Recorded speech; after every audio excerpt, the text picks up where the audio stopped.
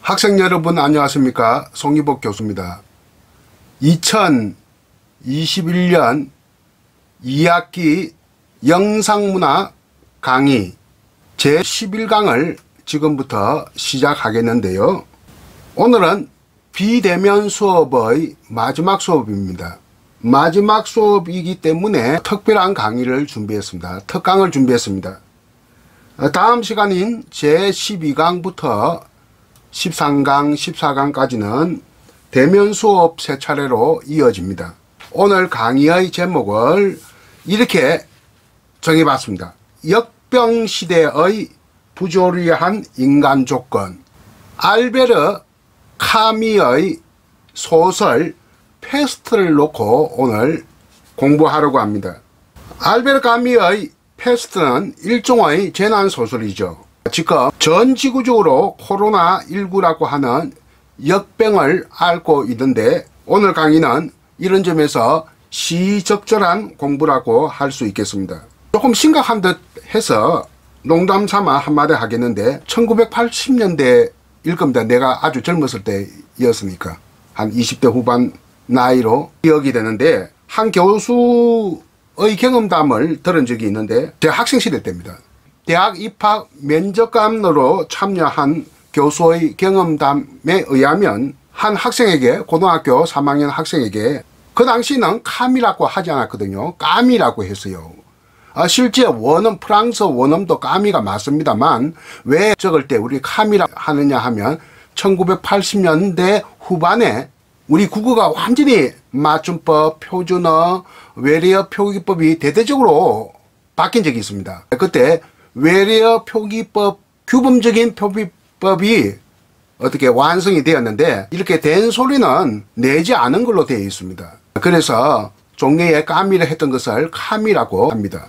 그리고 러시아 혁명 문학의 대부라고 일컫는 고리키를 고리키라고 하고요. 그건 많이 바뀌었어요. 그리고 내가 모차르트를 모차르트라고 바뀌고 했습니다. 그래서 그 당시는 까미였는데 그 학생에게 물어봤대요. 까미의 성이 뭐냐고 물어보니까 학생이 고개를 갸웃하면서 가시가 아닙니까? 이렇게 이야기하더래요. 그러면 까미의 성은 뭡니까? 까미입니다. 알베르는 이름이고요. 요즘 식으로 하면 카미죠. 카미가 바로 성입니다. 알베르는 이름이고 알베르 카미는 1913년에 태어나서 1960년에 신 나이도 안 되는 나이에 교통사고로 세상을 떠났습니다. 좀 이런 나이에 세상을 떠나게 되었죠. 실존주의 사상가이며 그리고 노벨 문학상을 받은 소설가입니다. 알제리 출신의 프랑스 작가이죠. 그 당시에 알제리가 프랑스의 식민지였죠. 독립을 아직 못했습니다. 알제리 원주민들은 대체로 아랍인들이 많은데 그는 위에 그 선대는 원래 그 백인 프랑스인이었던 것 같아요. 일찌감치 그쪽으로 이주를 해서 정착한 알제리 출신의 프랑스 작가고 빈농의 아들이고 아버지는 노동자입니다. 태어나자마자 아버지는 제1차 세계대전에 참전해서 전사를 했습니다. 그러니까 아버지에 대한 기억이 없죠. 어머니는 문명자입니다. 아버지는 노동자, 어머니는 문명자, 글자를 잘 모르고 그 안에 말도 잘 못하는 약간의 한 반 정도의 벙어리였다. 뭐 이렇게 좀 알려져 있습니다. 그는 나치 점령하에 파리로 가서 대학은 그 알제리에서 나왔습니다. 그 당시 알제리의 중심 도시가 알제인데 알제 대학을 나왔습니다. 알제 대학을 나와서 부모는 잘못 만났지만 스승을 잘 만나서 초등학교 선생님 노벨 문학상 수상할 때 이 영광을 자기의 초등학교 선생님에게 돌린다 라고 이야기했습니다. 그리고 무엇보다 알제 대학에서 장그로니에라고 하는 굉장히 유명한 수필가 있습니다. 그 사람을 스승으로 모시게 되어서 스승복은 있습니다. 부모 덕은 없지만 스승복은 있어서 지식인으로 이렇게 성장을 했는데 몸이 안 좋았어요. 뭐 축구 선수는 했는데 몸은 안 좋았고 해서 폐결핵이 걸려서 대학 교수가 되려고, 우리나라에는 대학 교수 자격이라 제도가 없습니다. 우리 시험을 준비를 했는데 철학 교수가 되기 위해서 이 몸이 좋지 않아서 폐결핵이 젊을 때부터 걸렸기 때문에 더 이상 포기하고 사상가로, 문인으로, 문인 중에서도 소설가, 혹은 또 에세이리스트로 활동을 하는데 제2차 세계대전 전쟁이 나자 파리로 가서 레지스탕스에 참여를 하게 됩니다. 그리고 젊을 때 공산당에 입당까지 했어요. 그러나 탈당도 합니다. 서로 안 맞아가지고 공산당에 입당한 전력도 있다. 필생의 대표 작품은 이방인이죠. 이방인은 1942년 그러니까 제2차 세계대전 중에 썼습니다. 이것이 필생의 대표작이 되어가지고 노벨상을 받게 된 원인이 됩니다. 그리고 1942년에 또 다른 문학작품, 일종의 에세이라고 할 수 있죠. 시지퍼의 신화, 시시포스의 신화, 요즘은 시시포스라고 이렇게 표기를 많이 합니다. 옛날에는 시지퍼, 시지퍼스 이렇게 했는데 요즘은 시시포스의 신화. 그래서 나오는 신화적 인물이죠. 이 작품도 아주 창작 작품은 아니지만 에세이의 작품이지만 굉장히 중요한 작품입니다. 또 그 뒤에는 1951년대에는 또 에세이로 또 유명한 게 있습니다. 반항적 인간 하는, 우리나라에서는 반항인이라고도 번역되기도 하는데 그것도 에세이 문학으로서 명작 중의 명작입니다. 거의 문학에 두루 반영된 것은 한마디로 말하면 부조리입니다. 부조리. 그래서 거의 문학 작품에는 부조리의 사상이 반영되어 있다. 그것을 부조리성이라고도 이야기합니다. 부조리성, 점미사 성자를 붙여서 부조리 내지 부조리성은 관계성의 일종인데요. 어처구니 없고 이해할 수 없는 것을 부조리라고 합니다. 우리는 부조리하면 무슨 부정부패를 연상하기 쉬운데 공무원이 부조리를 저지르다 하면 돈을 떼먹었다 하는가 이런 것들을 연상하기 쉬운데 원래 그 뜻이 아니라 부조리라고 하면 조리가 없다. 글자 그대로. 논리적인 연결고리가 없다. 우연성, 불안, 희망 없성. 희망이 없다고 해서 절망을 뜻하는 것은 아닙니다. 그러니까 부조리라고 하면 대체로 무엇을 말하느냐? 전쟁, 질병, 죽음 이런 것을 부조리라고 하고, 부조리가 비슷한 한자음은 배리라고 하는 말도 과거에는 썼습니다. 배리. 배신할 때 배자, 배반할 때 배자를 쓰고, 이는 합리, 논리할 때 이자. 이성적인 거, 그러니까 비이성적인 거, 비이성주의, 비합리적인 것, 이것을 부조리 내지는 부조리성이라고 하는데 거의 문학의 반영된 사상의 키워드라고 하면 부조리다. 이렇게 보면 되겠습니다. 데카르트 이후에 서양의 근대 합리주의를 지향하는 것이 일종의 인과성, 필연성 이런 것이거든요. 그것에 대한 회의를 가지는 것, 이것이 부조리성이다. 인과성에 대한 원인과 결과가 딱 이렇게 맞아떨어야 된다는 거, 우연히 뭔가 발생하는 것이 아니라 필연적으로 반드시 발생해야 된다는 어떤 이 보편적인 사고에 대한 배반, 이것을 우리는 부조리라고 할 수가 있다.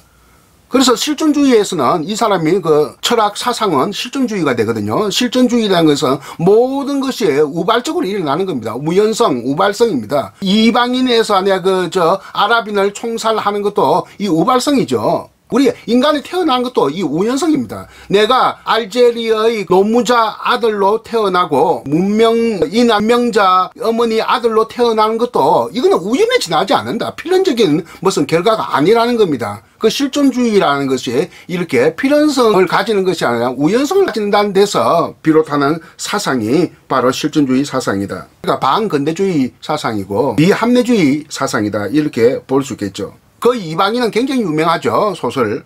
이방인은 나와 세계의 낯선 관계 속에서 탄생하는 반근대적 비합리적인 인간상이다. 그는 파리에 가서도 항상 이방인입니다. 왜? 알제리 출신입니까? 식민지 알제리에서 태어나서 자랐으니까.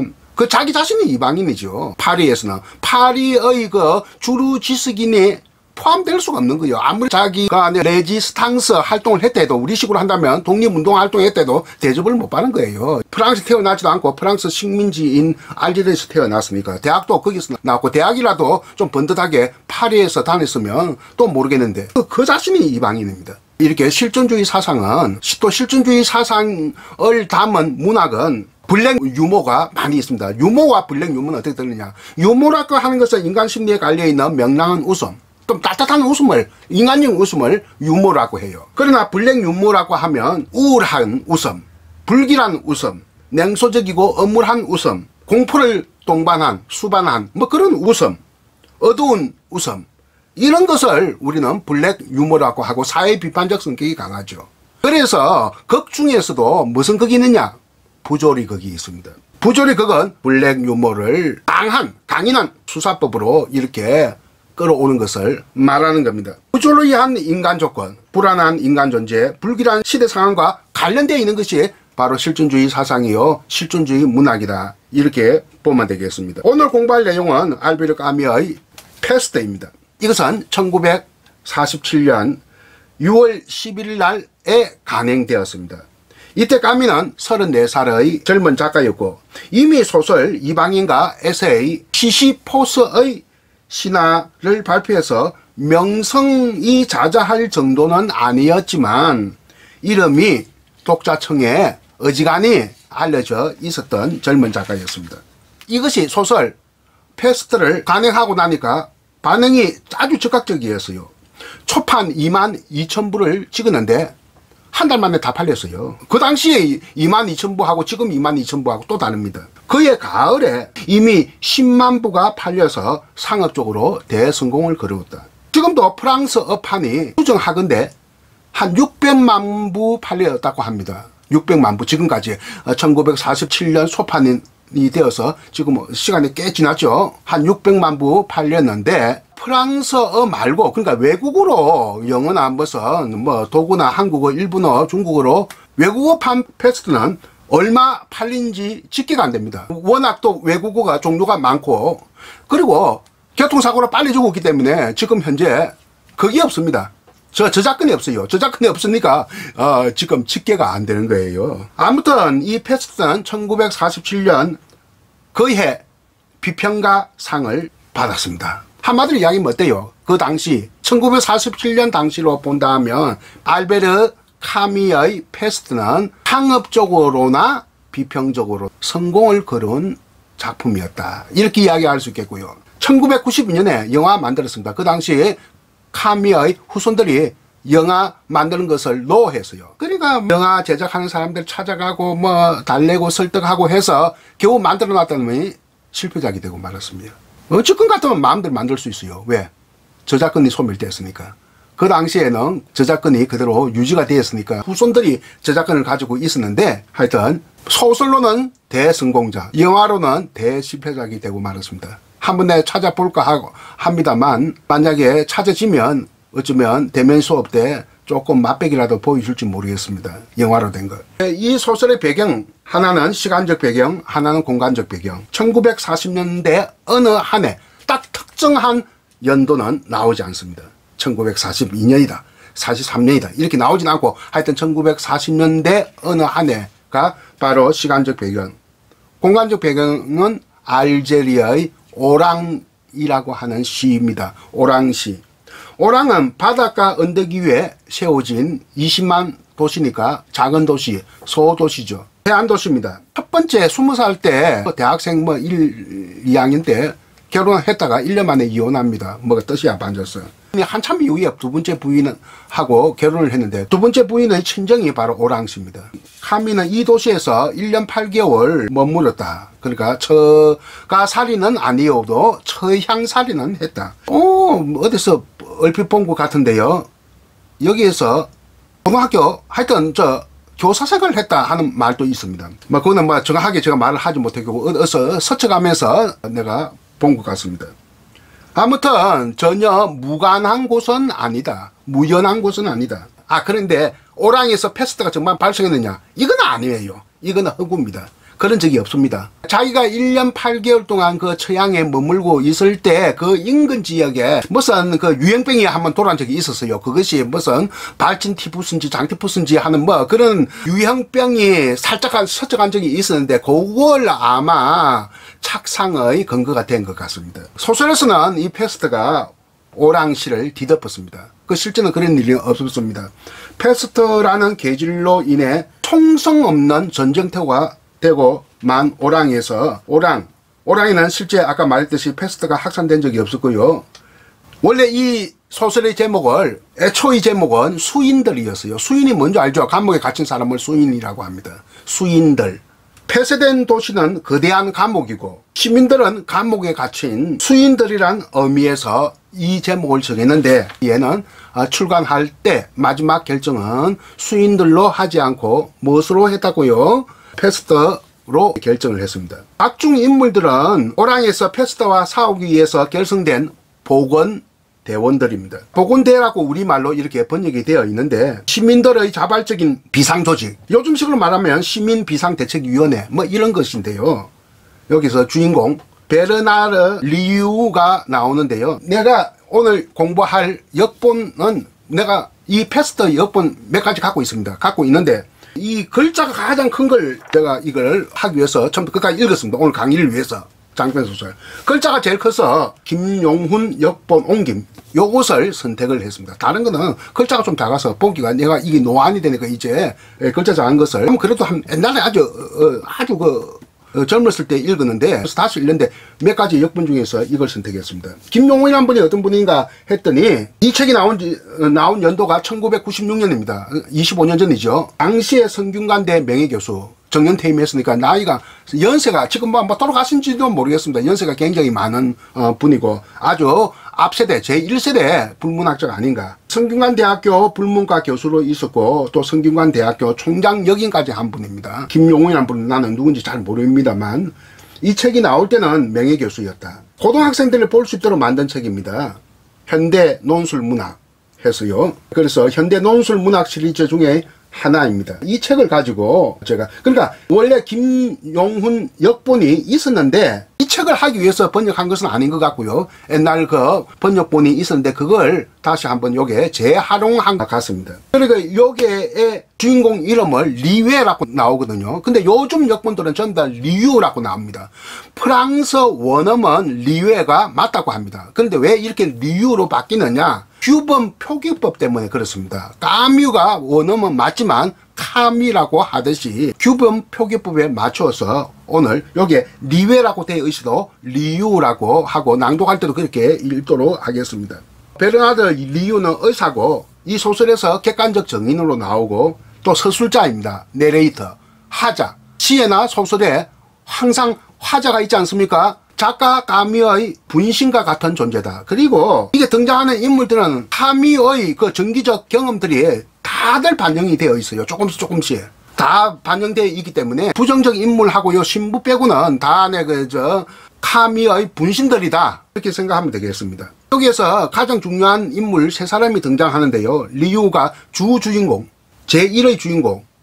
장타루는 그가 누구인지 이 소설 속에, 또 그리고 그가 오랑에 왜 왔는지 아는 사람이 아무도 없는, 그러니까 신비한 인물이다. 시 중심지의, 그러니까 도심의 큰 호텔에 제일 꼭대기층에 장기간 투숙하고 있는 사람이다. 그러니까 돈은 상당한 자산을 물려받은 듯한 이방인이고 모든 것을 관찰하고 기록하는 일에 매달려 있다. 그래서 사람이나 사물을 보면서 항상 미시적으로 바라보고, 길가 가면서도 아이들, 청소년들이 이거 대화하는 내용 또 안에 귀담아 들어두다가 메모를 하고, 전차 안에 대화 내용도 이렇게 메모를 하는, 그러니까 평소의 카미와 조금 비슷한 사람입니다. 카미도 완전히 메모 광이거든요. 작가 수습이 굉장히 유명합니다. 그 대화 정보 이런 것을 기록을 하는데, 기록 취향이라는 점에서 장타루가 카미와 닮았다. 보건대 일에 아주 헌신을 다하는 인물이고, 뭐랄까, 허위단심형이다. 허위단심, 그런 말 처음 듣죠. 한자 말 같죠. 허위단심 하니까 무슨 마음심자 아닙니다. 순수한 우리말입니다. 허위단심이 뭐냐? 허우적거리면서 무척 애를 쓰는 것을 두고 허위단심, 우리 토박이 말입니다. 한자로 표현할 수 없는. 그러니까 허위단심형 인물이다. 뭐 이타적인 인물이다. 뭐 안에 자기가 지금 머물고 있는 도시에 큰 역병이 나돌았으니까 그게 뭐 봉사활동하는 인물이다. 장타루. 그리고 조세프 그랑이라고 하는 또 존재가 있습니다. 도청에 오랑이 시인데도 시청이라고 하지 않고 요게 번역은 다 도청으로 되어 있네요. 도청의 말단 공무원이다. 석이라고 되어 있습니다. 자기직에 충실한 사람의 유형이다. 불문학자 김하연 선생은 조용한 미덕의 실질적 대표자이다, 이렇게 말을 합니다.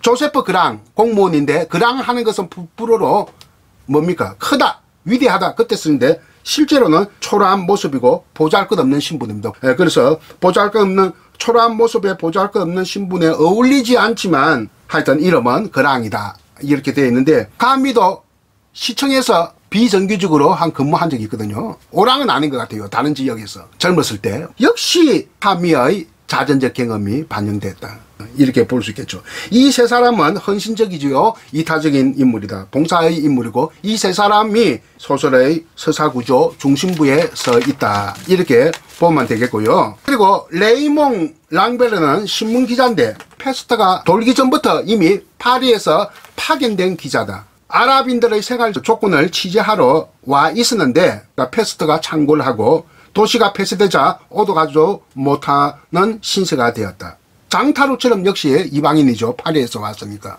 결혼을 하지 않았고 파리에 애인이 있는데 이 파리 애인을 못 보니까 돌아가려고 발버둥치도록 돌아갈 수가 없습니다. 탈출하면 이건 불법이거든요. 도시가 봉쇄가 되었으면 탈출 못하게 되어 있습니다. 그래가지고 막 내 그 의사 리유에게 어떻게 탈출하게 해달라고 뭐 여러 가지 내가 수를 쓰지만 그 탈출시키려고 했습니다. 하도 인간적으로 안 돼서. 그런데 마지막 순간에 또 탈출 안 하네요.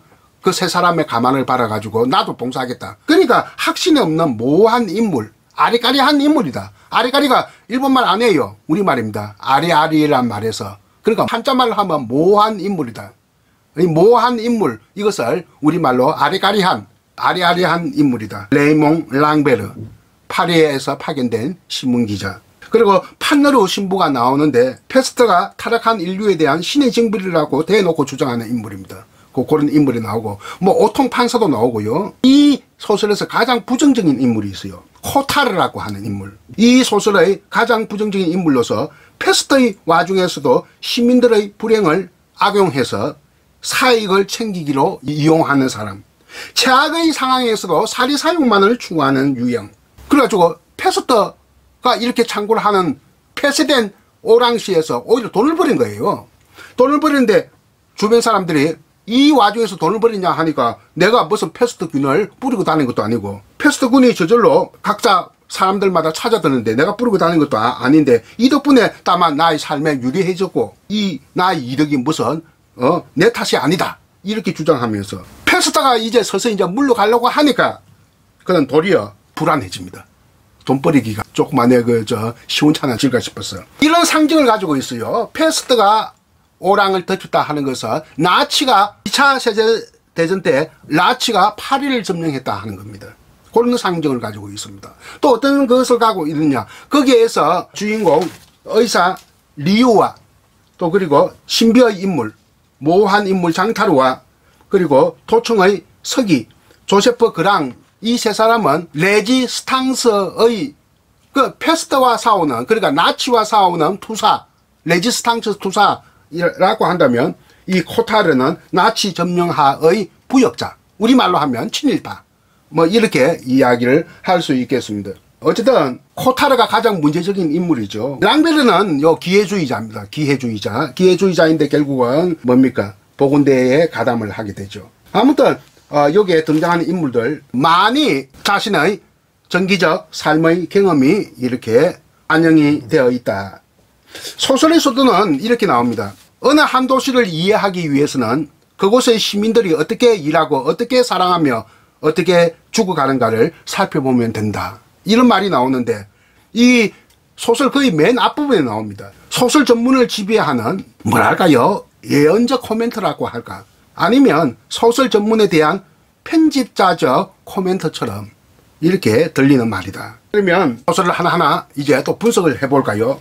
1940년대 어느 한 해 4월 16일 아침 병원 건물의 계단에서 죽은 죄를 발견하는 데서 이야기가 시작됩니다. 누가 발견한다? 의사 리웨. 4일째 되니까 쥐들이 떼를 지어 밖으로 나와서 죽기 시작하는데요. 쥐 근무에서 나오고 지하실에서 나오고 창고에서 나오고 하수구에서 비실비실 줄을 지어 올라와서는 밝은 강산에 비틀거리다가 제자리를 빙글빙글 돌면서 사람 앞에서 사람의 곁에서 숨을 거두는 일이 막 발생하기 시작합니다.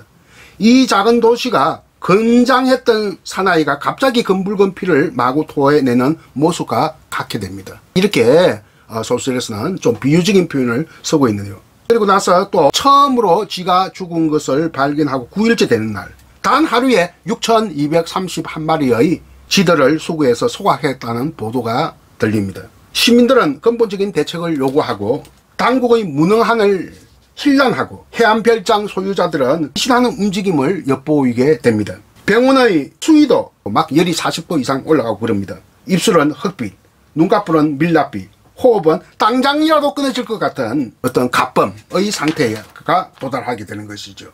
패스트가 확산이 되니까 오랑 시민들은 평소에도 술을 좋아했다고 합니다. 알코올성 음료를 아주 평소에 즐기고 했는데 패스트로 인해서 가짜 유의수가 돌고 있어요. 패스트의 순수한 알코올 성분이 세균을 박멸시킨다 하는 이런 유언비어가 나돌고 있습니다. 그리고 리오와 코타라가 대화하는 와중에 이런 얘기가 나옵니다. 우리 모두 미치고 말 거예요. 틀림없이 뭐 이런 말이 나오는데요. 사람들이 이렇게 또 한 명씩 두 명씩 미쳐가고 있습니다. 실제로. 도지사는 그러니까 시장이죠. 오랑 시장이 도지사라고 이렇게 표현되어 있습니다. 패스트 사태를 보고 이 패스트임을 선언하고 도시를 봉쇄할 것을 명령합니다. 이렇게 도시가 폐쇄되자 시민들은 도간에 쥐의 꼴이 되고 말이죠. 외부와 서신 교환도 되지 않습니다. 외부와 소통하는 유일한 수단은 정보뿐입니다. 그의 반이 지나갔을 때, 반이 지나갔다는 이야기는 6월 말 7월 초가 되겠죠. 도시의 패스트는 창궐 하고 있다. 발병한 지 석 달이 되어 가는 시점입니다. 여기에서 난무하다 하는 이렇게 우리 한국어 표현이 나오는데 어느 정도 그 적절한 번역어인지 모르겠지만 난무라는 말을 이 역본에는 등장하고 있습니다. 역본 내용을 인용해 보겠습니다. 174쪽 단지 며칠 동안의 일이긴 하지만 황혼 무렵이면 거리마다 인적이 끊기고 부질없는 바람만이 윙윙거리는 전경이 되고 말았다.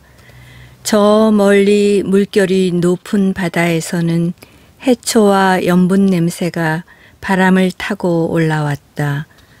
먼지로 인해 하얗게 되고 바다 내음으로 가득 찬 이 황량한 도시는 바람의 외침만 요란한 가운데 마치 무인도처럼 보였다. 지금까지 패스트는 도시보다는 사람들이 우글거리는 변두리 지역에서 훨씬 많은 희생자를 내왔었다. 그런데 패스트가 갑자기 도심에까지 엄습해 온 것이다. 시민들은 바람이 전염시킨 것이라고 못마땅해 했다. 바람이 모든 것을 망치고 말았어. 호텔 지배인이 투덜거렸다. 그러나 어쨌든 중심 지역의 주민들은 한밤중에 더군다나 가면 갈수록 더욱 빈번하게 울리는 굵직하고 음울한 구급차의 경적을 듣게 되었다. 그리고 모든 사람들은 자기들의 차례가 가까이 다가오고 있다는 사실을 알게 되었다. 중략 175쪽. 거의 같은 시기에 특히 서쪽 문 근처 별장시대에서 화재가 빈번하게 일어나는 사태가 벌어졌다. 진상을 조사해 본 결과 격리와 장례 등 많은 슬픔과 불행을 겪은 나머지 실성한 사람들이 패스트를 태워 없애버리겠다는 환상에 사로잡혀 자기네들 집에다 불을 지르는 것이었다. 이러한 짓을 저지시키기 위해 다방면으로 대책을 강구해 보았으나 번번이 일어나는 화재는 맹렬한 바람을 타고 그 지역 일대를 끊임없는 위험의 도가니로 몰아넣고 있었다. 당국에서 실시하는 가옥 소독만으로 패스트의 전염을 막을 수 있다고 아무리 강조해 알려주어도 소용이 없자 마침내 당국에서는 그 죄 없는 방화자들에게 엄중한 처벌을 내리겠다고 공표하기에 이르렀다. 방금 낭독한 인용문을 보면 내용이 이렇습니다. 오랑시의 패스트는 처음에 변두리의 피해자와 희생자들이 속출했지만 갑자기 도심으로까지 엄습해 왔다는 것. 시민들은 바람이 패스트를 급속도로 확산시키고 있다고 믿고 있습니다. 호텔 지배인의 중얼거리는 소리, 바람이 모든 것을 망치고 말았어 하는 이 중얼거리는 소리가 바로 그 당시 시민들의 마음을 대변해주고 있다. 아까 내가 패스트가 난무한다 이런 표현을 쓴 바가 있었는데, 이 난무와 관계되는 것은 바람의 이미지입니다. 난무와 바람의 이미지는 상관성을 맺는다. 실성한 사람들이 패스트를 태워버리겠다고 난리를 칩니다. 일종의 환상이나 망상에 사로잡힌 거죠. 그래서 또 방화를 일삼습니다. 그러니까 화재가 맹렬한 기세로 바람을 타고 번지게 되는 거죠. 그래서 당국에서는 방화자를 엄중하게 처벌하겠다고 공표를 하고 있는 지경에 이르렀다 하는 것이 방금 낭독해드린 내용이다. 그렇게 여러분들이 생각하면 되겠습니다. 그러면 두 번째 인용을 낭독하겠습니다. 204에서 205쪽. 출구 쪽으로 가던 그가 갑자기 돌아보며 웃었다. 리유는 패스트가 발생한 이후 그가 웃는 모습을 처음 보았다. 한데 선생님은 왜 내가 떠나는 것을 막지 않으시지요? 충분히 그렇게 하실 수 있을 것 같은데요. 늘 하던 버릇대로 리유는 고개를 끄덕이며 이것은 랑베르 자신의 문제이며 그가 택한 행복의 길인 셈이니 자기 처지로서는 반대할 만한 뚜렷한 이유가 없다고 말했다. 이 문제에 있어 그는 어떤 게 옳고 어떤 게 그른지 도저히 판단할 수 없다는 생각이 들었기 때문이었다. 그러시다면 왜 나에게 빨리 서두르라고 하셨습니까? 랑베르의 말에 이번에는 리유가 빙긋이 웃으면 말했다. 그건 나 역시 당신의 행운을 돕기 위해 무엇인가 해주고 싶었던 겁니다. 레이몽 랑베르, 파리에서 파견된 기자입니다. 그가 오랑을 탈출하려고 해도 잘 되지가 않습니다. 왜? 도시가 봉쇄되었기 때문이죠. 의사 리유는 거의 탈출을 도와주지 않았죠. 하지만 리유는 행복과 사랑을 찾아가려고 하는 랑베르의 줄기찬 시도가 불법인 줄 알면서도 이것을 굳이 말리지 않았습니다. 애인이 보고 싶어서 가겠다는데 어떡하겠느냐 뭐 이런 생각을 했겠죠. 문학자 김하영 선생은 이 인용문을 두고 방금 낭독한 인용문 말입니다. 부정 속에 긍정을 찾으려고 하는 카미의 작가 정신이다. 이렇게 밝힌 바가 있습니다. 반항 속의 행복에 대한 조바심 뭐 이런 표현도 사용했고요. 김하영 선생의 자신의 역본 패스트 영문의 작품 해설이 있는데 거기에 이런 얘기를 했습니다. 이 인용문을 김하영 선생은 아주 중시를 했네요. 그러면 세 번째 인용문을 또 낭독하겠으니 여러분들은 잘 들어 주시기 바랍니다. 260에서 261쪽. 패스트에 휩쓸린 시민의 생활은 크리스마스 때까지 변함이 없었다. 전과 다름없이 타루는 침착한 모습을 잃지 않았다. 랑베르는 리유에게 전에 그 두 젊은 경비병 덕분에 아내와 편지 연락 방법이 마련되었다고 털어놓았다. 그는 가끔 아내의 편지를 받고 있다고 했다. 그는 리유에게도 그 방법을 이용하도록 권해 리유는 거기에 동의했다. 리유는 여러 달 만에 처음으로 편지를 써보았는데 몹시 힘이 들었다. 그동안 써야 할 말을 잊고 있었던 것이다. 그러나 좀처럼 답장이 오지 않았다. 코타르는 코타르대로 경기가 좋아져 그동안 벌인 조그마한 투기가 성공을 해 재산을 늘리고 있었다. 그런데 그랑마는 그다지 재미를 보지 못했다. 이 해의 크리스마스는 복음의 축제라기보다는 지옥의 축제였었다. 불이 꺼진 채 텅 빈 가게들, 진열장에는 장식된 모조 초콜릿과 빈 상자들, 어두운 표정을 지닌 사람들을 가득 태운 전차 등 지난날의 크리스마스를 연상시키는 것이라곤 하나도 없었다. 예전 같으면 부자나 가난한 사람이나 모두 한데 모여 즐기던 이 축제에 이제는 때가 찌든 가게 뒷방에서 일부 특권층의 인간들이 돈으로 수중에 넣은 외롭고 수치스러운 몇 가지의 즐거움밖에 더 이상 아무것도 찾아볼 수가 없었다. 성당은 감사의 기도보다 오히려 애원으로 가득 차 있었다. 음울하게 얼어붙은 거리에서는 몇 명의 아이들이 어떤 위협을 받고 있는지도 모른 채 뛰어놀고 있었다.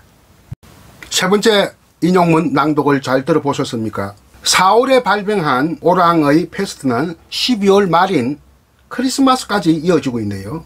크리스마스가 되어도 변함이 없죠. 서양인들은 크리스마스가 되면 한 해의 재앙으로부터 벗어난다, 재수없는 일로부터 벗어난다, 이런 어떤 희망을 가지고 있었는데, 우리식으로 한다면 액땜한다. 여전합니다. 4월달에 발병한 이 역병이 이렇게 12월 말까지 이어져 내려오고 있었고요. 리우 안에는 교외의 요양병원에 입원해 있었습니다. 패스트 이전부터이니까 패스트로 입원한 것은 아니라고 볼 수 있겠죠. 가정적으로 불우하지만 사회적으로는 헌신한 사람이 바로 리우다, 이렇게 보면 되겠고요. 반면에 코타르는 투자에 성공해 재산을 정식하고 있었는데, 크리스마스는 복음의 축제가 아니라 지옥의 축제로 변하고 있다. 성당에서는 감사의 기도를 드리기보다는 애원성으로 가득 차 있다. 애원성, 그런 말 들어봤습니까? 애원하는 목소리가 애원성입니다. 옛날 조선시대 때 이런 말 많이 썼죠. 이런 과정에서 이제 패스트가 한풀 꺾이게 됩니다. 패스트는 서서히 이제 퇴각을 준비하고 있는데요. 마지막 맹위를 떨칩니다. 보건대에서 공익을 위해 헌신하는 장타루가 마지막 싸움에서 패스트에 걸립니다. 처절한 투쟁에서 마침내 승리한 투사가 안타까운 죽음을 맞이하게 된 거죠. 어떻게 보니까 조일 7년 전쟁, 임진왜란과 정유재란 그 7년 전쟁인데, 마지막에 토요토미 히데요시가 죽었다 해서 철수할 때 철수를 안 시키려고 이수신 장군이 벼르고 있었는데, 바닷가를 지키면서 퇴각하면서 왜군은 모든 것을 쏟아붓습니다. 최후의 발악적인 총탄을 막 쏘아다기 시작하는데, 그 총탄에 맞아서 죽게 되는 것이 바로 이수신 장군 아닙니까? 이것을 우리는 서양적 개념의 시적 정의라고 해요. 포에틱 자스티스라고 해요. 이게 무슨 말이냐 하면, 시처럼 장엄하고 비장하다라는 뜻이 아니라 현실을 넘어서 정신적으로 승리를 했다 하는 것이 시적 정의입니다. 우리 시적 정의를 설명을 하려면 이렇게 하는 게 좋을 것 같아요. 삼국지에 보면 유비삼형제가 한시를 부흥시킨다. 한 나라 망해가는 한시를 부흥시킨다 하는 명분으로 똘똘 뭉쳐서 3분의 1 되는 그 지분을, 중국의 그 지분을 차지하면서 투쟁을 하고 있는데, 뜻을 이루었습니까? 못 이루었습니까? 못 이루고 삼형제는 죽습니다. 그것을 계승한 제갈공명도 전투에서는 연전연승했지만 전쟁에서는 이기지 못하고 병사합니다. 전쟁 중에. 그래서 총나라, 그들의 3분의 1 나라인 총나라도 망하게 되고, 총나라도 천하통일을 하지 못하고, 위나라도 못하고, 오나라도 못하고, 이 삼국 다 천하통일을 하지 못하고 엉뚱한 새로 등장한 진나라에 의해서 천하통일을 하거든요. 그러나 뜻은 이루지 못했지만 정신적으로는 독자들이 다 유비삼형제나 제갈공명의 편이거든요. 역사적인 큰 맥락에서 볼 때 정신적인 승리를 거두었다. 사실은 뜻을 이루지 못했으니까 패배한 거거든요. 패배했지만 정신적으로는 승리했다. 이것이 시적 정의다. 이수신 장군도 몸은 죽었지만 결국은 개선장군은 되지 못했지만 정신적으로는 개선장군이 되었다. 승리했다. 이것이 시적 정의고, 김구 선생도 마찬가지입니다. 김구 선생이 암살당했지만 정신적으로는 국민들의 마음속에 오래 남아 있었던 거죠. 이것을 두고 뭐라고 한다? 시적 정의라고 한다. 장타루의 죽음은 시적 정의의 측면에서 바라볼 수 있다. 284쪽에 보면요, 장타루는 꼼짝도 않고 패스트와 맞서 싸우고 있는데 밤새도록 고통이 밀려오는 것을 그대로 참아내면서 철저한 침묵으로 맞서고 있다 하는 내용이 나옵니다. 아까도 이야기했습니다만 카미의 에세이 문학 중에 반항적 인간이라고 하는 또 명작이 있다고 하지 않았습니까? 반항적 인간, 성스럽고 처절한 반항적 인간의 이미지를 여기에 바로 장타루를 통해서 창조해내고 있다. 이렇게 봐도 무방할 겁니다. 이 반항적 인간은 실제의 세계에서는 바로 나치 점령하의 레지스탕스 투사들 말한 거고, 이 레지스탕스 투사 중에 한 사람이 바로 카미거든요. 그러면 5개의 인용문 중에서 네 번째 인용문을 들어보겠는데요. 낭독을 청해봅니다. 288에서 289쪽. 리유 앞에는 이미 미소가 사라진 무기력한 가면이 하나 놓여 있을 뿐이었다. 그렇게 다정했던 인간적인 모습이 초인간적인 고통을 이기지 못해 하늘이 내리는 온갖 증오에 휩쓸리며 바로 자신의 눈앞에서 패스트의 검은 물결 속에 침잠되어 가고 있었다. 그러나 그는 아무 도움도 줄 수 없었다. 그는 이 재앙 앞에서 다시 한번 맨손을 부여잡고 가슴을 뒤틀며 의지할 데도 없이 패스트의 강가에 머물러 있어야 했다. 그리고 마침내 자신의 무력함을 한탄하는 눈물이 앞을 가려 리유는 갑자기 타루가 벽을 보고 돌아 누워 마치 몸 한구석에서 가장 중요한 선 하나가 툭 하고 끊어져 버리는 것처럼 맥없이 비명을 토하며 숨을 모으는 것조차 알지 못했다. 곧이어 찾아든 밤은 투쟁의 밤이 아니라 침묵의 밤이었다. 세상과 단절된 이 방에서 지금은 옷깃을 여며 놓은 시체의 머리맡에서 리유는 전에 패스트를 내려다볼 수 있던 테라스 위에서 도시의 경계를 지키던 초소를 습격한 후에 그 놀랄만한 정적이 떠돌고 있는 것을 느꼈다. 그때에도 그는 자기가 죽게 내버려 두고 온 사람들의 침대에서 떠오르는 침묵을 생각했던 것이었다.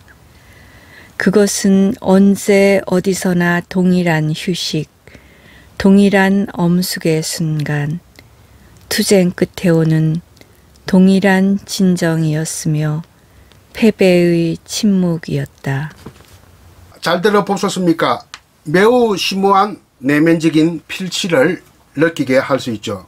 의사로서의 무기력함을 지금 느끼게 해주고 있습니다. 죽어가는 한 인간, 한 동지를 두고 죽음의 신년 앞에 놓여 있는 한 인간에게도 밤이 찾아옵니다. 그에게 있어서의 밤은 더 이상 투쟁의 밤이 아니라 침묵의 밤이죠. 그 침묵은 패배의 침묵입니다. 만약에 승리의 침묵이었다면 시적 정의가 아닌 것이죠. 리유는 우정도 표현하지 못한 채 장타르와 영원히 이별합니다. 이튿날 아침에는 아내가 일주일 전에 죽었다는 통보도 받습니다.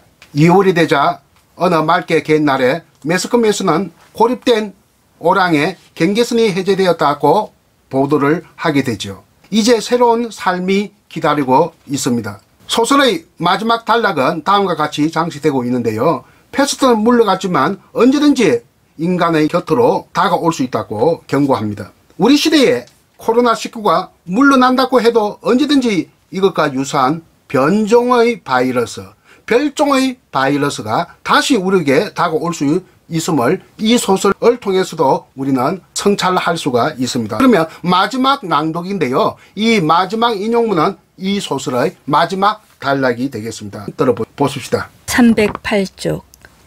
패스트균은 결코 죽지도 사라지지도 않으며 수십 년의 세월을 가구나 속옷 사이에서 잠자며 살아남을 수 있고 또 방이나 지하실, 트렁크나 손수건, 헌종이 같은 것들의 갈피 속에서 여전히 집요하게 기다리고 있을 수 있다는 점이다. 그러다가 앞으로 언젠가는 인간들에게 불행과 교훈을 동시에 일깨워 주기 위해 또다시 저 쥐들을 흔들어 깨워서 어딘가 평화로운 도시로 몰아넣어 그곳에서 죽게 할 날이 오리라는 것을 알고 있었던 것이다. 잘 들어봤습니까? 방금 낭독한 부분이 이 소설의 마지막 부분이 되겠습니다. 우리는 이 소설을 통해 재난과 재앙의 운명 앞에서 인간은 어떠한 선택을 해야 하는지에 관해 실존주의의 사상적 관점 및 배경 속에서 알베르 카미가 궁극적으로 말하고 있습니다. 악은 결코 사라지지 않는다. 어딘가에는 늘 숨어 있다. 세계의 무너지지 않는 그 악과 이에 반응하는 인간 의지의 관계는 모순적이고 부조리합니다. 오늘날 우리에게도 해당됩니다. 코로나19의 시대에 백신이 나왔다고 또 치료제가 나올 것이라고 해도 부조리한 인간 조건은 쉽게 달라지지 않을 겁니다. 코로나에 걸리지 않는 사람조차도 늘 마음에는 병들어 있지 않았습니까? 나는 이 소설 중에서 랑베르와 장타루의 입실험에 주목을 하는 입장입니다. 이 내용은 인용하지 않았습니다. 조금 너무 길기 때문에. 그렇지만 내가 요약을 해서 말해 두겠습니다. 랑베르와 장타루는 둘 다 외지인이죠. 본래부터 오랑 사람이 아닙니다. 둘 다 타간에 와서 재난을 겪고 있는 사람이죠. 랑베르와 장타루가 서로 대립하면서 입실험하는 장면을 내가 요약적으로 설명해 주겠습니다. 랑베르가 이렇게 이야기했습니다. 당신은 사랑을 위해 목숨을 바칠 수 있습니까? 라고 하니까 장타루는 글쎄요, 지금 마음 같아선 하면서 말꼬리를 흐리고 있습니다.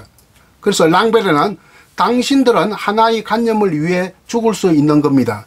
난 관념을 쫓아 목숨을 버리는 이들에게 진절머리가 납니다. 나는 영웅주의를 경멸합니다. 이렇게 랑베르가 말하니까 장타루는 관념이 인간의 전부일 수는 없습니다. 하니까 랑베르는 당신의 행동은 분명히 관념이에요. 그것도 아주 어설픈 관념 말이에요. 뭐 둘이가 이렇게 싸우고 있는데 랑베르는 아까 신문기자하고 애인을 만나기 위해서 파리로 돌아가려고 지금 안에 그 난리법석을 떨고 있는 거 아닙니까? 불기적으로 한다면 자리에 해당된다 하면 스스로 이로움. 장타루는 이타에 해당합니다. 남을 이롭게 함. 자리 이타. 자리 이타를 소성 불교할 때 소성, 대성 불교할 때 대성 이렇게 표현하기도 합니다. 장타루는 복운대에서 헌신적으로 참여하는 쪽이죠. 결국은 아이러니컬하게도 그는 패스트에 걸려 죽습니다. 패스트가 싸우다가 승리를 하면서도 결국은 죽습니다. 장타루는 랑베르가 뭐 관념 저기다 이런 말을 하니까 관념이 인간의 전부일 수는 없다 이렇게 자기 방어를 했는데요. 이 말이 무슨 말이냐 하면 관념적인 것을 부분적으로 인정은 하지만 인간에 있어서 전부가 관념인 것은 아니다. 관념만 가진 사람이 어디 있게 되냐는 거. 여기에서 관념의 상대 개념인 실존이 부각됩니다. 실존이라는 개념. 물론 여기에 소설에서는 실존이라는 말 안 나와요. 그러나 우리는 실존이라는 말까지 떠올려야 됩니다. 관념과 상대적인 개념은 실존이다. 그러니까 인간의 사랑도 하나의 실존이라고 볼 수 있는 거죠. 여기에서 카미와 사르트르의 사상적 차이를 엿볼 수 있다. 카미와 사르트르는 두 사람 다 철학자고 사상가고 동지고 친구고 그리고 문학인입니다. 로널드 에런슨이라고 하는 사람이 쓴 우리 국역본인데요. 사르트르와 카미, 부재, 우정과 투정이라고 하는 책이 있습니다. 자, 이 책을 우리말 번역된 이 책을 제가 대충 봤습니다. 카미는 빨리 죽었죠. 교통사고로. 사르트르는 장수했습니다. 그러면서 한참 이후에 카미의 소설 패스트에 대한 사후의 재평가를 한 적이 있는데 이 책에 의하면 상당 기간이 지난 후 생각해보니 패스트는 독일의 침략과 닮았다. 이런 말을 하면서 패스트의 원인이나 기원에 관한 사색이 아니라 이를 물리치기 위해, 즉 패스트를 물리치기 위해 노력하는 집단 정신을 높이 평가하지 않을 수 없다. 처음에는 패스트에 대해서 좀 비판적인 시각을 본 모양입니다. 그런데 한참 죽고 난 다음에 한참 이후에 그러니까 사르트르가 늙어서 늙음하게 노경에 이르러 집단 정신을 발견하게 되는 거죠. 그러면서 이 소설이 간행되자마자 그러니까 1947년 간행되자마자 유럽에서는 카미가 노벨 문학상 후보감이 된다 하는 여론이 형성되기 시작했다고 합니다. 또 그리고 게리 콕스라고 하는 사람이 쓴 실존주의자로 사는 법이라는 책이 있는데 이것도 국역본인데 이 서문에 실존주의는 자유에 대한 철학이다. 자유의 핵심에는 선택이 있으며 선택의 핵심에는 행동이 있다. 뭐 이렇게 보고 있고 이 책의 방금 보여준 책 26쪽에 보면 실존의 개념을 두고 자기 기만, 자기 스스로를 속이는 것, 자기 기만의 실제를 폭로하는 것, 자유와 책임의 필연성을 강조하는 것, 이것이 바로 실존의 개념이라고 이렇게 설명을 하고 있는데요. 이 두 가지, 이 두 책에 있는 내용을 종합을 해볼 때 카미와 사르트르의 차이가 조금 드러납니다. 행동이란 말은 동시에 다 이렇게 들어있거든요. 카미에게도 있고 사르트르에게도 있습니다. 이 행동이란 것이 공통분모라고 보고 제거를 해버리면 어떻게 서로 다른 개념들이 남아있느냐. 카미는 개인과 개인의 어떤 연대의식을 강조했다는 겁니다. 그러니까 이건 집단정신이라고 할 수 있겠죠. 그러나 이건 어디까지 내 생각입니다. 사르트르는 개개인의 자유와 책임을 강조하고 있다는 점에서 개인의식을 강조하고 있다. 카미는 실존의 개념을 집단정신에서, 사르트르는 실존의 개념을 개인의식에서 찾지 않았느냐 이렇게 생각을 해볼 수 있다는 겁니다. 아무튼 소설 패스트를 둘러싼 논쟁이 그 당시에 치열했습니다. 카미는 패스트를 간행하고 나서 4년 후에 반항적 인간을 발표하는데요. 1951년입니다. 패스트를 제2차 세계대전으로 상징을 하면서 이것을 부조리한 인간 조건으로 이렇게 보는데요.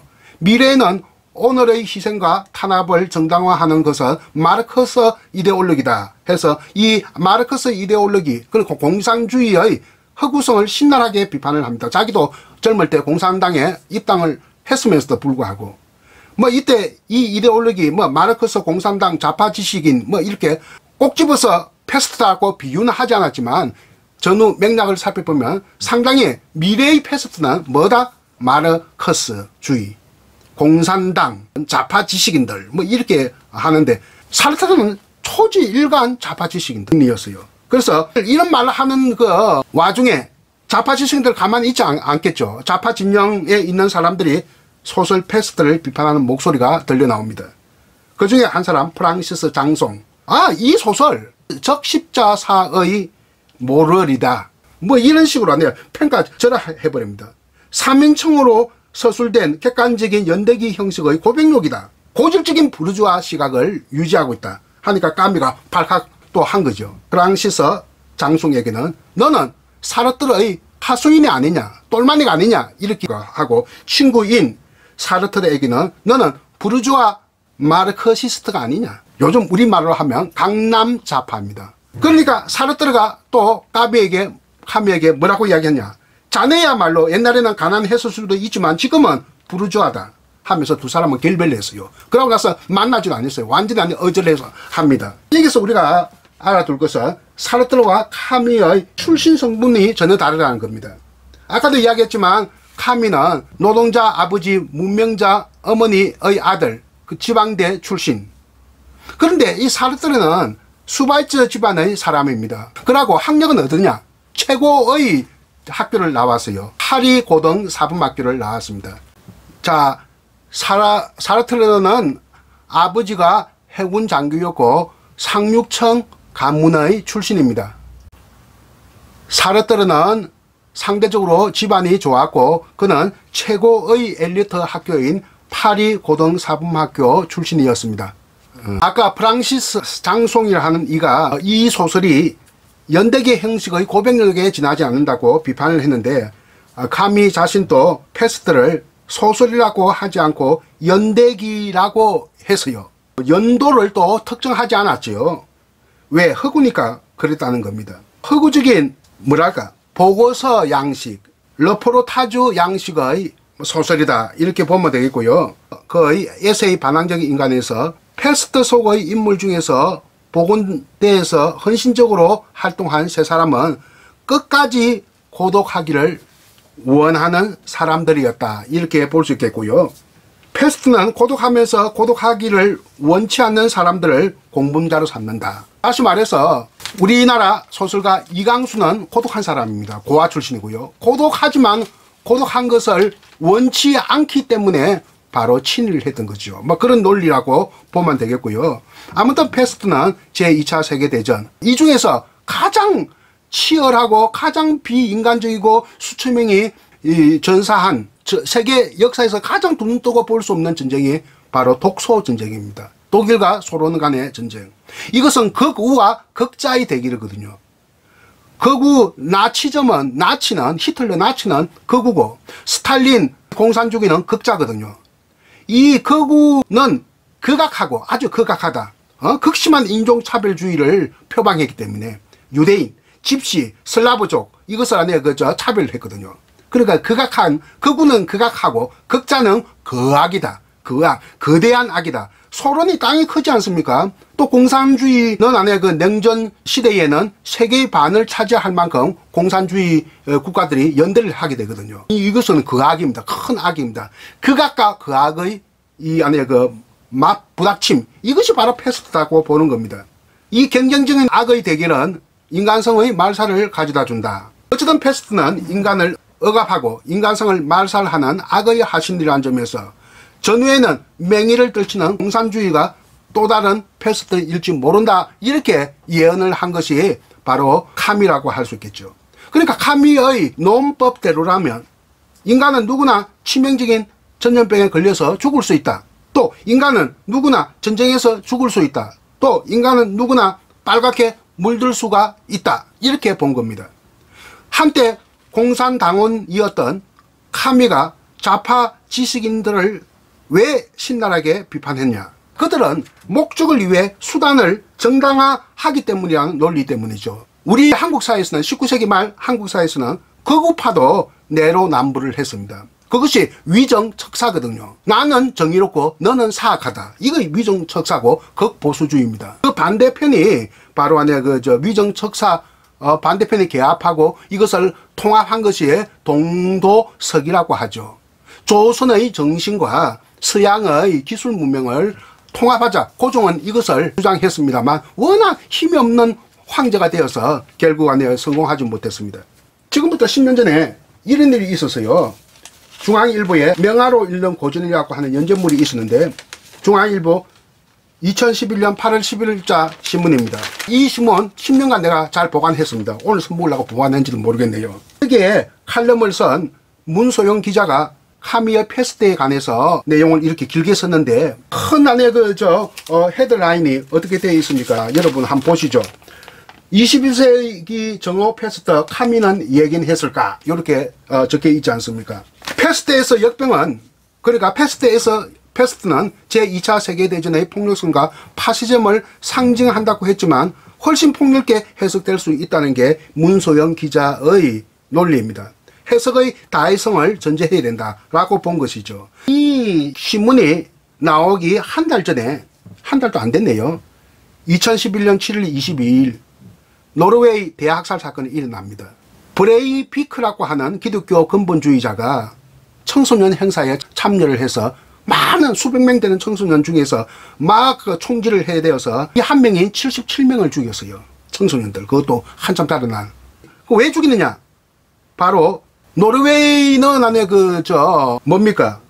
톨레랑스, 관용주의 정책을 취하는 나라이고, 그러니까 정오 범죄의 청정지역이었어요. 그 이민자들도 이렇게 받아들이고 하니까 이민자 받아들인다는 그 반감 때문에 막 안에 무고한 아무 죄 없는 청소년들 이렇게 77명이나 죽이는데, 그는 잡히고 나서 2차 세계대전 이후에 가장 거대한 괴물로 기록될 것이다. 나는. 이렇게 이야기할 만큼 극우 테러리스트 반다문화주의자라고 할 수 있는데, 그는 늘 법정에서도 이슬람 세력으로부터 유럽을 구해야 한다는 히틀러 수준의 망상가이기도 합니다. 희생당한 청소년들이 무슨 이민자 자녀들도 아니고요, 이슬람 세력도 아닌데 왜 이런 안에 짓을 했느냐? 그것을 우리는 정오 범죄라고 합니다. 이때 이 대목에서 나는 인간을 위해서 종교가 존재하는 것인지, 종교를 위해서 인간이 존재해야 하는지 모를 지경입니다. 20세기의 패스트가 전쟁이라면 21세기의 패스트는 정오범죄다. 코로나 팬데믹 이후에 여기저기에서 아사인을 정오범죄의 대상으로 이렇게 간역을 쌓고 있는데요. 그러면 지금 우리가 팬데믹을 겪고 있는 중입니다. 아직도 안에 한풀 꺾일지 전혀 그게 없습니다. 그런데 역사적 경험을 비추어 보면서 오늘 내가 말하는 강의 내용의 결론을 맺을까 해요. 인류 역사에서 큰 사건이 많이 일어납니다. 역병, 질병, 전쟁, 외환위기, 앞으로 기후위기도 큰 사건일 수가 있습니다. 이런 인류사의 큰 사건이 일어나면 반드시 그 이후에는 새로운 질서가 형성된다는 것. 이것을 빅체인지라고 합니다. 빅체인지, 큰 변화라고 하는데, 어디 한번 봅시다. 지구 역사는 45억 년이에요. 박테리아 역사는 35억 년이고요. 정확하게는 모르지만 바이러스 역사는 한 40억 년 됐다고 합니다. 이걸 본다면 지구의 역사는 바이러스와 박테리아와 공존해온 역사다. 이렇게 볼 수 있겠고요. 겨우 19세기 후반에 박테리아의 존재를 알게 되었고, 이 인간들이, 그리고 1932년, 아직도 90년밖에 안 되었습니다. 바이러스 실체를 처음 확인합니다. 이 안에 40억 년 전에 생긴 바이러스들, 이제 겨우 한 90년 전에 실체를 확인합니다. 역병 중에서 가장 대표적인 역병이 있다면 안토니우스 역병, 서기 165년에서 180년, 15년간. 이 안토니우스가 누구냐? 유명한 마르쿠스 아울렐리우스 황제.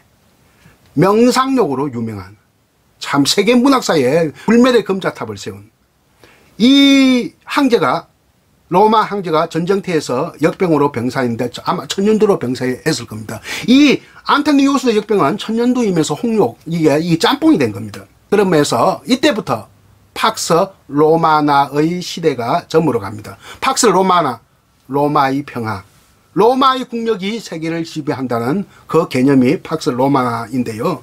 그러면서 고대가 중세로 바뀌고 1인 황제 체제에서 지방 영주 체제로 바뀌고 지방 영주가 군주로 부상하고 중국식 개념으로 한다면 제후왕이 되고, 이렇게 1인 황제 체제가 단문화라고 하면 이게 지역 영주 체제는 다문화거든요. 이렇게 다문화로 바뀌고, 그리고 불멸의 제국이라고 했던 로마도 몰락을 하게 됩니다. 그리고 수백 년 후에 서기 10세기에서 14세기까지 한 4세기 동안 지구 평균 기온이 상승합니다. 요즘하고 똑같습니다. 그러니까 유럽 인구가 갑자기 4배로 늘어나니까 이게 병에 안 걸릴 수가 있어요. 전염병에 안 돌릴 수가 있어요. 그때 패스트 박테리아 절정기가 도래합니다. 1346년에서 약 한 7년간쯤 되네요. 1353년까지. 패스트, 라틴어로는 지독한 병, 흉한 죽음이라는 뜻이에요. 한자어로는 새카맣게 사람이 죽어간다 해서 흑사병이라고 하고요. 1346년 아시아 상선이 지베룩을 통해서 유럽에 패스트균을 전파합니다. 패스트가 전파하면서 많은 사람이 죽었는데 중세 유럽인들이 봉건제가 붕괴되고 르네상스가 시대가 시작되고 초기 자본주의 형태의 사기 트기 시작합니다.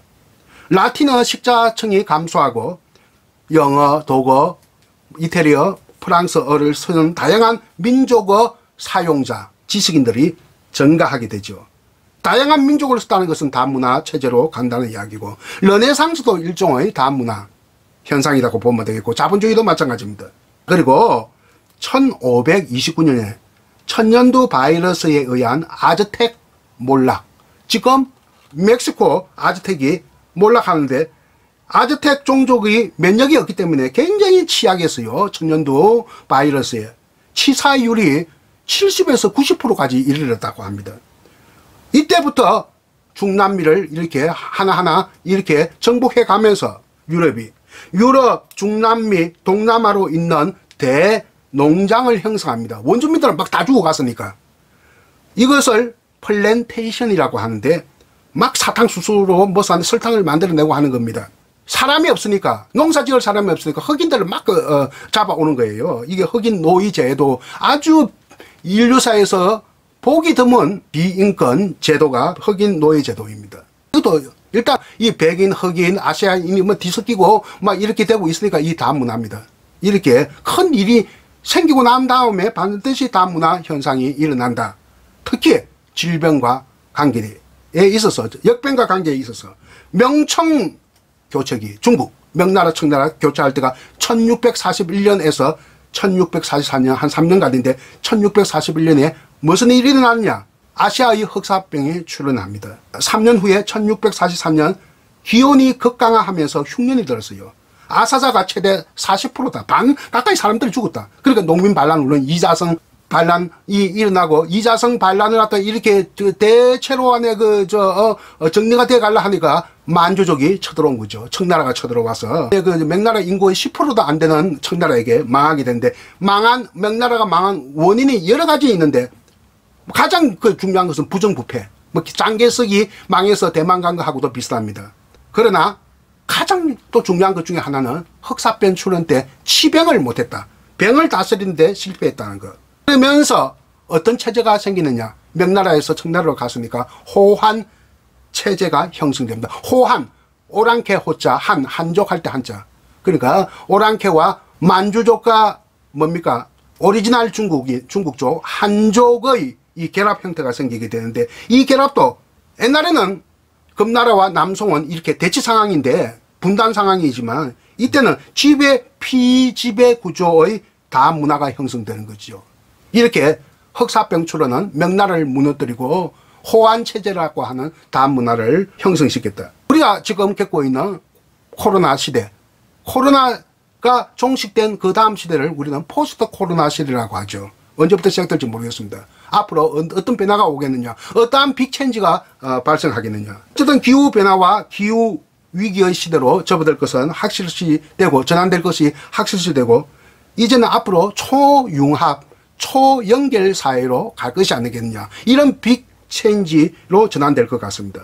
디지털 전환이 가속화되고, 산업은 스마트화되고, 글로벌 네트워크가 다변화되고, 역시 새로운 다문화 신질서가 형성될 것이다 하는 것을 예상을 해보면서 오늘 알비르 카미의 소설 패스트를 두고 우리가 겪고 있는 새로운 문명의 변화를 예감해 보았던 시간으로 삼겠습니다. 학생 여러분, 잘 경청해 주셔서 고맙습니다. 그러면 다음에는 강의실에서 직접 만나서 대면으로 수업하기를 기대하면서 오늘 비대면 마지막 강의를 여기서 마치도록 하겠습니다. 안녕히 계세요.